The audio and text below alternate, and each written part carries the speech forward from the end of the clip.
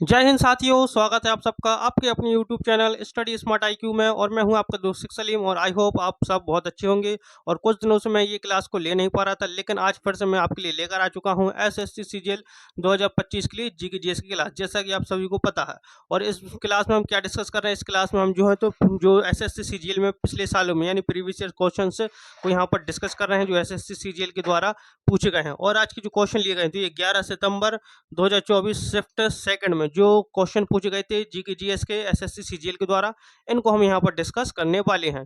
तो अगर वीडियो आपको पसंद आती है तो लाइक करें, शेयर करें, सब्सक्राइब करना ना भूलें। इसके अलावा आप कोई रिलेटिव्स हैं, आपके फ्रेंड्स हैं जो SSC CGL की तैयारी कर रहे हैं, तो आप उनको भी ये वीडियो शेयर करना ना भूलें। और एक चीज़ मैं बता दूं कि मैं कई बार कह चुका हूं कि यहाँ पर जो है तो पहले हम 2024 के जितने भी क्वेश्चन थे हैं प्रीवियस ईयर क्वेश्चन, उनको डिस्कस करेंगे। फिर 2023 की बात करेंगे, फिर 22 पर, फिर 21 पर, फिर 20 पर, और इसी तरह लगातार जब तक आपका एग्जाम नहीं हो जाता हम इनको पूरी तरीके से कवर करेंगे। तो चलिए शुरू करते हैं, पहला क्वेश्चन लेते हैं, अब देखते हैं क्या कहता है। तो पहला क्वेश्चन है टेक्सास वालिचियाना, टेक्सास वालिचियाना जुक हिमालयी यू निम्नलिखित में से किस राज्य में पाए जाने वाला एक औषधीय पौधा है। तो जो टेक्सास वालिचियाना जुक है, ये एक हिमालयी पौधा है, औषधीय पौधा है, और इसको हिमालयी यू भी कहा जाता है। तो ये कहाँ पर पाया जाता है? गोवा, झारखंड, बिहार या हिमाचल प्रदेश। तो ये कहाँ पर पाया जाता है? तो जो हिमालयी यू है तो ये कहाँ पर पाया जाएगा? जहाँ पर हिमालय होगा। तो बिहार, झारखंड, गोवा, यहाँ पर तो हिमालय पाया नहीं जाता, इसलिए कहाँ पर हिमालय पर्वत कहाँ पर है? ये हिमाचल प्रदेश। तो यहाँ पर हिमाचल प्रदेश का राइट आंसर हो जाएगा। इसके अलावा जो है तो अरुणाचल प्रदेश में भी पाया जाता है। कहाँ पर? अरुणाचल प्रदेश, अरुणाचल प्रदेश में भी पाया जाता है। अरुणाचल प्रदेश लिख देता हूँ पूरा, अरुणाचल प्रदेश एंड हिमाचल प्रदेश में ये पाया जाता है औषधीय पौधा। चलिए आगे बढ़ते हैं, हम नेक्स्ट क्वेश्चन लेते हैं अब। चलिए नेक्स्ट क्वेश्चन है, निम्नलिखित में से कौन सा युग्म गलत सुमेलित है? तो गलत सुमेलित पता करना है हमें, कौन सा युग्म जो है तो ये गलत है। तो देखते हैं, नाविक, लिपिड, चयापचय, या फिर लाइसोसोम, आत्मघाती थैलियां, माइटोकॉन्ड्रिया कोशिका का पावर हाउस, या राइबोसोम प्रोटीन का कारखाना। तो 1, 2 और 3 यानी बी, सी और डी जो है तो ये सही सुमेलित है, लेकिन ऑप्शन डी, ऑप्शन ए जो है तो ये गलत सुमेलित है, क्योंकि जो नाविक है ये लिपिड चयापचय नहीं है। नाविक जो है तो ये कोशिका का नियंत्रण केंद्र कहा जाता है, नियंत्रण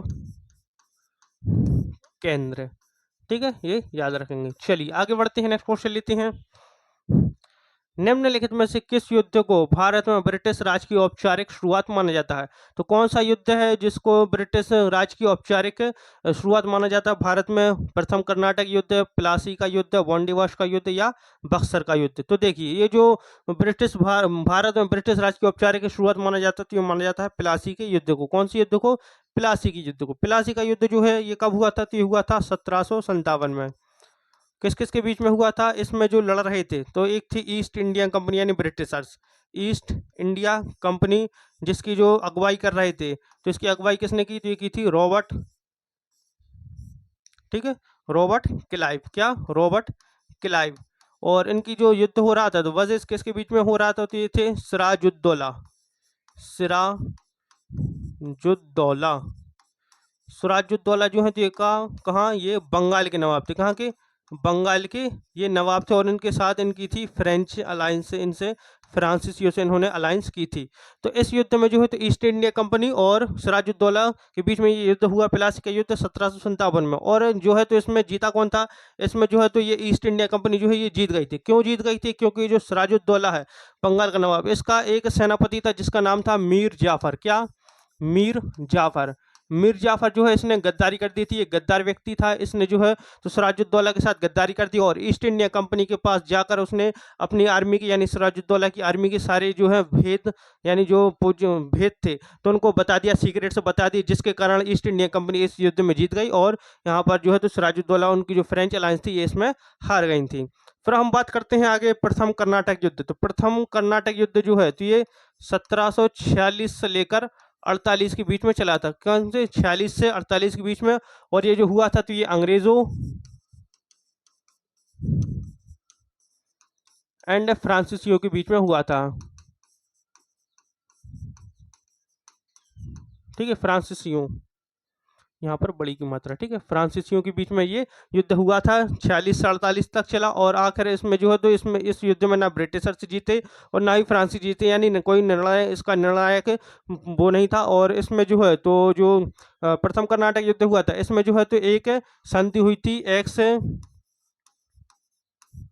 ला चैपल, एक्सला चैपल, ये संधि हुई थी कब? 1748 में। इसके तहत जो है तो जो अंग्रेज थे और फ्रांसीसी थे, इन दोनों को ये इसमें इस संधि में दिया गया था कि आपने जो कब्जे किए हैं इनके क्षेत्र तो उनको खाली कर देंगे, और जो अंग्रेजों ने किए हैं तो उनको खाली करना, यानी एक दूसरे के जो क्षेत्र कब्जे किए गए हैं उनको खाली करना था एक्सला चैपल में। फिर वन डिवोर्स का युद्ध तो ये कब? ये 1760 में हुआ था। कब? 1760 में हुआ था, और ये भी जो है तो अंग्रेजों और फ्रांसीसियों के बीच में हुआ था।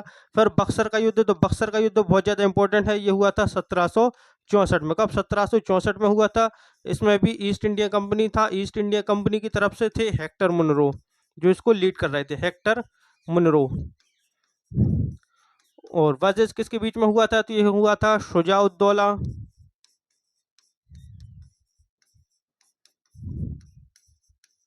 शुजाउद्दौला जो है तो ये कहाँ का? ये अवध का नवाब था। कहाँ का? अवध का नवाब। फिर मीर कासिम, जो कि बंगाल का नवाब था। और शाह आलम द्वितीय, शाह आलम सेकंड, जो कि एक मुगल बादशाह थे। इन तीनों की अलायंस थी, और एक तरफ थी ईस्ट इंडिया कंपनी, इसमें भी जो है तो ईस्ट इंडिया कंपनी जीत गई थी और ये लोग हार गए थे। तो इन सारी चीज़ों को आप नोट कर लेंगे। चलिए आगे बढ़ते हैं। और मैं हर बार कहता हूँ जो चीज़ें अब मैं आज आपको बताता हूँ तो उनको आप नोट करेंगे, और नोट करने के बाद जैसे ये वीडियो खत्म होती है तो उसका आप 10 से 15 मिनट का एक रिकेप लेंगे, ताकि आप जो है तो रिवाइज कर सकें, ठीक है। चलिए नेक्स्ट क्वेश्चन है, 2022 तक निम्नलिखित में से किस भारतीय राज्य में सबसे कम संख्या में परिचालन हवाई अड्डे हैं? तो सबसे कम संख्या में परिचालन हवाई अड्डे जो है तो इंडिया में, तो ये कहाँ पर है? ये है मिजोरम में। कहाँ पर? मिजोरम में है। और ये एक का जो है तो ये है हवाई अड्डा, जो कि इकलौता हवाई अड्डा है, लेंगपुई। क्या? लेंगपुई हवाई अड्डा जो है, लेंगपुई हवाई अड्डा, लेंगपुई हवाई अड्डा जो है ये कहाँ पर? ये मिजोरम के आइजोल में है। कहाँ पर? आइजोल में ये स्थित है, और ये जो है तो मिजोरम का एकमात्र हवाई अड्डा है जो कि परिचालन में है। नेक्स्ट क्वेश्चन, निम्नलिखित में से किसने भारतीय संविधान की संशोधनात्मक विशेषता की प्रशंसा करते हुए कहा कि संशोधन प्रक्रिया में यह विविधता बुद्धिमत्तापूर्ण है, लेकिन यह बहुत कम पाई जाती थी? किसने कहा था कि संशोधन प्रक्रिया में यह विविधता बुद्धिमत्तापूर्ण है लेकिन बहुत कम पाई जाती थी? कहा था केसी व्हीलर ने। किसने? केसी व्हीलर ने। नेक्स्ट क्वेश्चन, तबला वादक उस्ताद जाकिर हुसैन को 2023 में भारत सरकार द्वारा निम्नलिखित में से किस पुरस्कार से सम्मानित किया जाएगा? तो देखिए ये करंट अफेयर्स का क्वेश्चन है, ठीक है, तो इसलिए ये पूछा गया कि पूछा जाएगा, क्योंकि 2023 तो कब का चला गया, 2025 आ गया। तो जो जाकिर हुसैन है ये तबला वादक हैं, तो देखिए इनको जो है तो पद्मश्री मिला था इनको 1988 में, पद्म भूषण मिला था इनको 2002 में, और 2023 में जो है तो इनको पद्म विभूषण दिया जाना था। कौन सा? पद्म विभूषण अभी इनको मिल चुका है।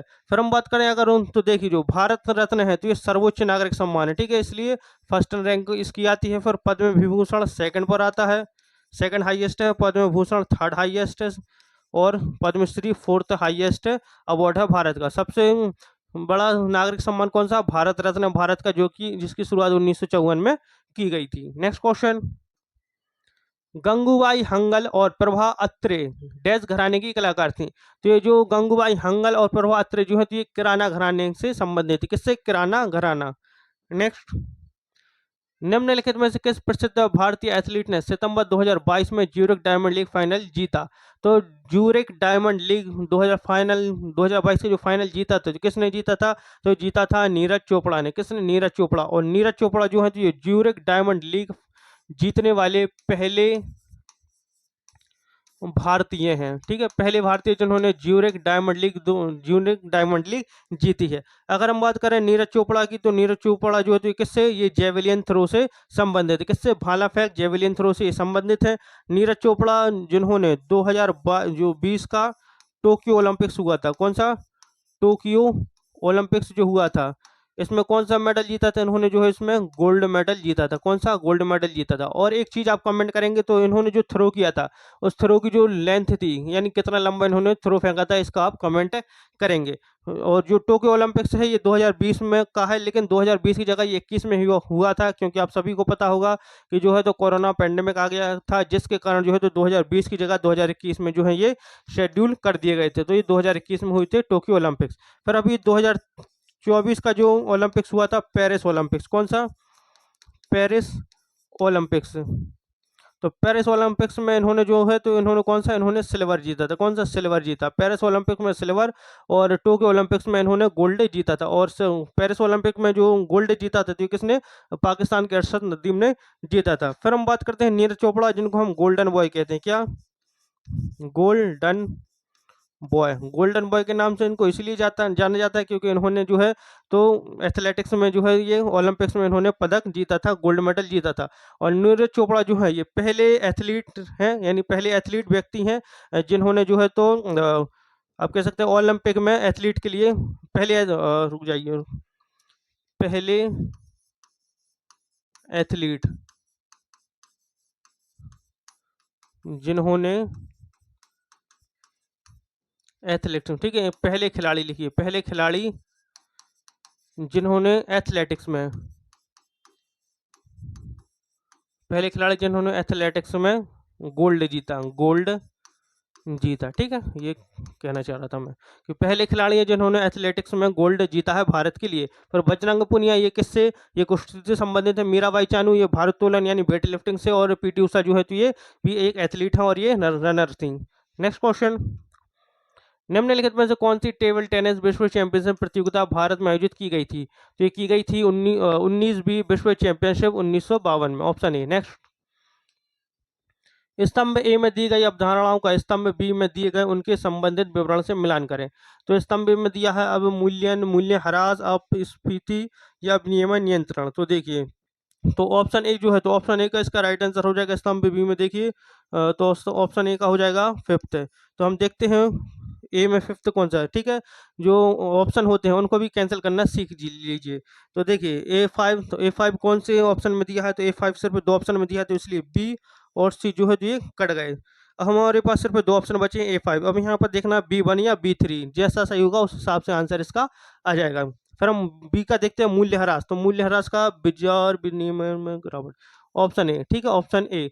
तो बी का 1 कहाँ पर है? तो यहाँ पर देखते हैं B3, तो ये वाला भी गलत हो गया। B1 यहाँ पर है तो बिल्कुल सही हो जाएगा ऑप्शन ए। और अपस्फीति यानी घरेलू मुद्रा का संकलन, यहाँ पर आ जाएगा सी का सेकंड और डी का थर्ड। ठीक है, चलिए आगे बढ़ते हैं। जब हेलो एल्केन और एरिल और बिनाइल हेलाइड मैग्नीशियम धातु के साथ अभिक्रिया करते हैं तो वे कौन सा अभिकर्मक बनाते हैं? तो कौन सा अभिकर्मक बनाते हैं? तो ये जो बनाते हैं ये बनाते हैं ग्रिग्नार्ड अभिकर्मक। कौन सा? ग्रिग्नार्ड अभिकर्मक। नेक्स्ट, मछली के हृदय में कितने कक्ष होते हैं? तो मछली का जो हृदय होता है उसमें कितने कक्ष होते हैं? तो इसमें जो है ये 2 कक्ष होते हैं। कितने? 2 कक्ष। एक होता है आलिंद एंड एक होता है निलय। क्या? आलिंद और निलय। नेक्स्ट क्वेश्चन लेते हैं, आगे बढ़ते हैं। नीति आयोग की 2023 की रिपोर्ट के अनुसार भारत के निम्नलिखित राज्यों में से किस राज्य में बहुआयामी गरीब कुल जनसंख्या का प्रतिशत सबसे कम है? तो नीति आयोग की 2023 की रिपोर्ट के अनुसार बहुआयामी गरीब कुल जनसंख्या का प्रतिशत जो सबसे कम है ये कहाँ पर? ये केरल में। कहाँ पर? केरल में। नेक्स्ट क्वेश्चन, लेंस की प्रकाशक शक्ति की मापन की इकाई क्या है? तो लेंस के प्रकाशक शक्ति के मापन की इकाई जो है तो ये है डायोप्टर। क्या? Dioptre, option D.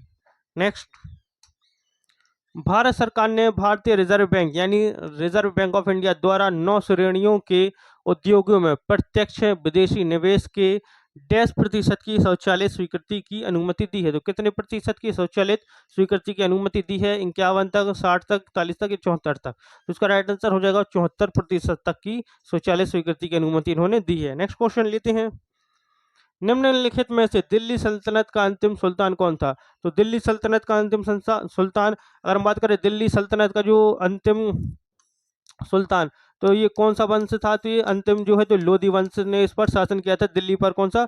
लोधी वंश। सबसे पहले जो आए थे तो दिल्ली सल्तनत की शुरुआत हुई थी गुलाम वंश से। किससे? गुलाम वंश से दिल्ली वंश की शुरुआत हुई।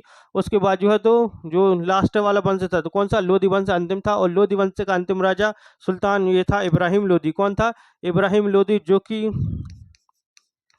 1526 में पानीपत के प्रथम युद्ध में हारा था। पानीपत का प्रथम युद्ध।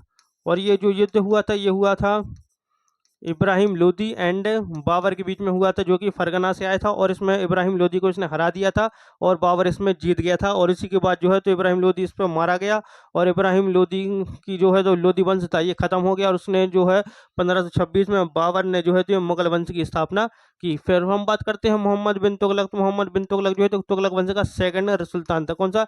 सेकंड सुल्तान था। इसको पढ़ा लिखा मूर्ख भी कहा जाता था। क्या? पढ़ा लिखा मूर्ख। पढ़ा लिखा मूर्ख इसको कहा जाता था। और ये जो है तो किसका? ये गयासुद्दीन तुगलक का बेटा था। और जो गया ये है इसने अपनी राजधानी दिल्ली से कहाँ पर स्थानांतरित कर दी थी? इसने दिल्ली से दौलताबाद। कहाँ पर? दिल्ली से दौलताबाद जो है तो इसने अपनी राजधानी स्थानांतरित की थी। फिर फिरोज शाह तुगलक। फिरोज शाह तुगलक जो है तो ये किसका? मोहम्मद बिन तुगलक का जो है तो ये भाई था, कजिन था। क्या? कजिन था। मोहम्मद बिन तुगलक का कजिन था फिरोज शाह तुगलक। और जो फिरोज शाह तुगलक है इसने कुतुब मीनार का पुनर्निर्माण करवाया। कुतुब मीनार का पुनर्निर्माण करवाया। ठीक है, क्योंकि इसके टाइम पर जो है फिरोज शाह तुगलक जब सुल्तान था उस समय जो है तो बिजली कड़की और बिजली कड़कने से जो है तो बिजली एक बार कुतुब मीनार के ऊपर गिर गई थी, जिसके कारण वो क्षतिग्रस्त हो गई थी कुतुब मीनार। और उसी के बाद जो है तो इसने इसका पुनर्निर्माण करवाया और उसके ऊपर जो है तो एक और मंजिला भी बनवाया था। ठीक है, पांचवा मंजिला। कौन सा? पांचवा मंजिला भी इसने बनवाया था। फिर सिकंदर लोदी। तो सिकंदर लोदी जो कि लोदी वंश का ही एक सुल्तान था। और सिकंदर लोदी जिसने आगरा शहर को बसाया था। कौन सा? आगरा शहर को बसाया था लोदी, सिकंदर लोदी ने। नेक्स्ट, निम्नलिखित में से कौन सा कप या ट्रॉफी भारतीय घरेलू क्रिकेट से संबंधित नहीं है? तो क्रिकेट से संबंधित नहीं है। Dilip Trophy, Durand Cup, Deodhar Trophy या रणजी। तो आप देखेंगे दिलीप, देवधर और रणजी जो है ये क्रिकेट से संबंधित है। लेकिन जो डूरंड कप है ऑप्शन बी इसका राइट आंसर हो जाएगा, क्योंकि जो डूरंड कप है ये किससे? ये फुटबॉल से संबंधित है। किससे? फुटबॉल से जो है ये संबंधित है। और इसकी जो डूरंड कप है इसकी शुरुआत कब हुई थी? इसकी शुरुआत हुई थी 1888 में शुरुआत हुई थी। और ये पहली बार कहाँ पर? ये असम में हुआ था। कहाँ पर? असम में हुआ था। और जो डूरंड कप है ये भारत का और एशिया का सबसे पुराना फुटबॉल कप है। नेक्स्ट क्वेश्चन, जल निकायों के संदर्भ में लघु ज्वार तब आते हैं? तो जल निकायों के संदर्भ में लघु ज्वार तब आते हैं जब पृथ्वी, चंद्रमा और सूर्य एक सीधी रेखा में आ जाते हैं। नहीं, जब सूर्य और चंद्रमा विपरीत दिशा में हो, ये भी गलत है। फिर जब महाद्वीपों का इतना अंतःक्षेप है, ये भी गलत है। जब सूर्य और चंद्रमा एक दूसरे के समकोण पर होते, तो ये वाला सही है। तो जब सूर्य और चंद्रमा एक दूसरे के समकोण पर होते हैं तब जो है ये लघु ज्वार आते हैं। ठीक है, नेक्स्ट क्वेश्चन, चित्तानी रामचंद्र हेगड़े। ठीक है, चित्तानी रामचंद्र हेगड़े किस निम्नलिखित में से किस नृत्य से जुड़े थे? जो किस नृत्य से जुड़े थे? तो जो नृत्य से जुड़े थे ये यक्षगान से जुड़े थे। कहाँ से? यक्षगान से ये जुड़े थे। और यक्षगान जो है तो कहाँ का? ये कर्नाटक का कर्नाटक का लोक नृत्य है। कहाँ का? कर्नाटक का। और बाकी आप बताएंगे। एक चीज मैं बता दूं, छऊ जो है तो छऊ के 3 प्रकार हैं, तो तीनों प्रकार को बताएंगे। तो छपेली नृत्य कहाँ का है ये भी बताएं, और होत्तारी नृत्य है ये भी कहाँ का है ये बताएंगे आप कमेंट में। चलिए आगे बढ़ते हैं। पुरी के जगन्नाथ मंदिर में किन 3 देवताओं की मूर्तियां स्थापित है? तो पुरी जगन्नाथ मंदिर जो कि कहाँ? उड़ीसा में स्थित है। और इसको जो है तो किसने बनवाया था? ये बनवाया था अनंत बर्मन ने। अनंत बर्मन चोड ने। किसने? अनंत वर्मन चोट ने जो है ये बनवाया था। और ये जो है तो ये पूर्वी गंग वंश के राजा थे। पूर्वी गंग वंश के राजा थे अनंत वर्मन चोट। इन्होंने जो है तो ये कौन सा? जगन्नाथ मंदिर बनवाया था। और किन 3 देवताओं की मूर्तियां स्थापित है यहाँ पर? तो यहाँ पर जो स्थापित है ये भगवान जगन्नाथ, बलभद्र और सुभद्रा की जो है तो ये मूर्तियां स्थापित हैं। नेक्स्ट लेते हैं, उच्च न्यायालय में न्यायाधीश के रूप में सेवा देने वाली पहली भारतीय महिला अन्ना चांडी को किस उच्च न्यायालय में नियुक्त किया गया था? तो अन्ना चांडी जो है तो ये पहली किसी भी उच्च न्यायालय की पहली महिला न्यायाधीश है। तो इनको जो है ये कहाँ पर? ये केरल उच्च न्यायालय का न्यायाधीश बनाया गया था।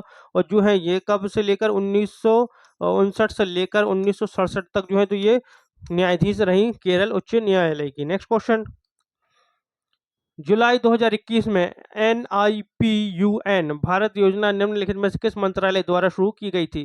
तो जो शुरू की गई थी ये शिक्षा मंत्रालय द्वारा शुरू की गई थी। ये भी जो है तो 2021 का करंट अफेयर्स का क्वेश्चन पूछ लिया गया था। नेक्स्ट क्वेश्चन लेते हैं। क्वेश्चन, भारतीय संविधान का कौन सा अनुच्छेद स्पष्ट रूप से यह प्रावधान करता है कि राष्ट्रपति पुनः निर्वाचित होने के लिए पात्र है?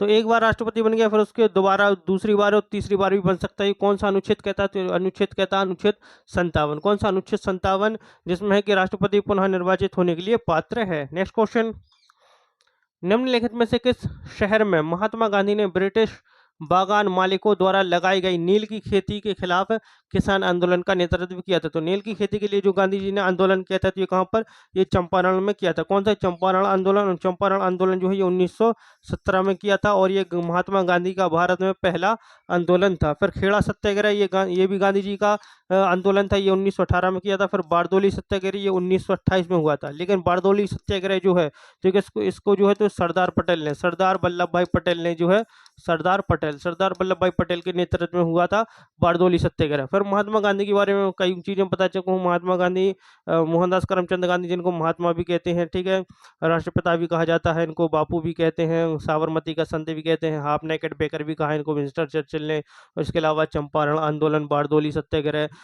रोलेट सत्याग्रह, असहयोग आंदोलन, सविनय अवज्ञा आंदोलन, ये सारे जो है तो आंदोलन है महात्मा गांधी की। इनको मैं बता चुका हूँ। तो अब पीछे वाली जो वीडियो है, ठीक है, प्रीवियस यानी पीछे वाली जो वीडियो है तो उन पे जाकर आप देख सकते हैं। नेक्स्ट क्वेश्चन लेते हैं। लास्ट क्वेश्चन है, वैदिक जीवन की आश्रम प्रणाली के अनुसार निम्नलिखित में से कौन सा जीवन का तीसरा चरण? तो जीवन का तीसरा चरण पूछा गया वैदिक जीवन आश्रम प्रणाली के हिसाब से। अगर हम बात करें पहला, तो पहला होता है ब्रह्मचर्य। कौन सा? पहला होता है ब्रह्मचर्य। दूसरा होता है गृहस्थ। फिर थर्ड पर आता है वानप्रस्थ और चौथे पर आता है संन्यास। तो तीसरा चरण पूछा है तो तीसरा चरण क्या है? तो तीसरा चरण जो है तो ये है वानप्रस्थ, ऑप्शन डी। तो ये थे हमारे आज के क्वेश्चन एसएससी सीजीएल 2025 एग्जाम के लिए, जिनमें हमने प्रीवियस ईयर के क्वेश्चन डिस्कस किए। तो आई होप आपको हमारी ये वीडियो पसंद आती हो। अगर वीडियो पसंद आई हो तो लाइक करें, शेयर करें, सब्सक्राइब करना ना भूलें। मिलते हैं आपसे अगली वीडियो में, तब तक के लिए good luck and goodbye. Thank you.